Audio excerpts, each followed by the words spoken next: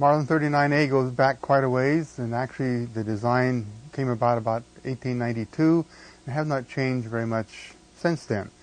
I have two examples of Marlins here. I have a fairly current Model 39A, and I have a nice old 39, but actually it's called the Model 97. And there's a series of Marlin lever action rifles out, the 92, 93, 94. Misfire problems are not a common thing with this gun, and if they are, it means that the firing pin is either too short in the front or too short in the back. We'll get into fitting the firing pin here in a minute, or after a while actually, because they do break and you will buy new firing pins and put in. The way the gun cocks is relatively simple, and most bolt action or lever action, repeater action, guns with a hammer, most guns with a hammer will have this type of system. The bolt opens and just simply pushes the hammer back, throw in the safe notch. You hear that click? It's now cocked. The bolt overrides and overcocks, and you must see to it that it overcocks a little bit. And that is the piece that drops the carrier. You notice we covered it earlier.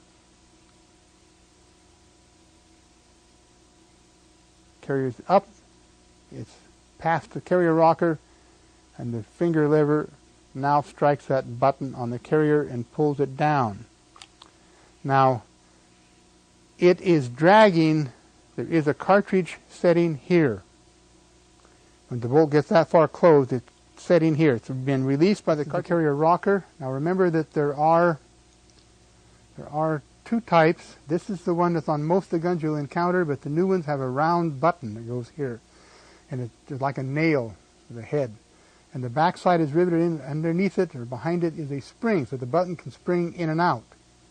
This piece, of course, can flop back and forth, and that's the spring for it right there. And so it moves in and out also, used by this wire spring, and some guns have a flat spring. Now, I told you, and you saw how the carrier is raised by the carrier rocker passing through this notch in the lever.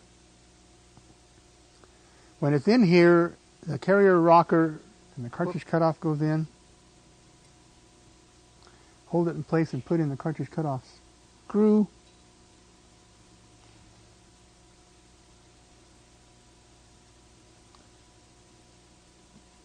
And it should go in easily.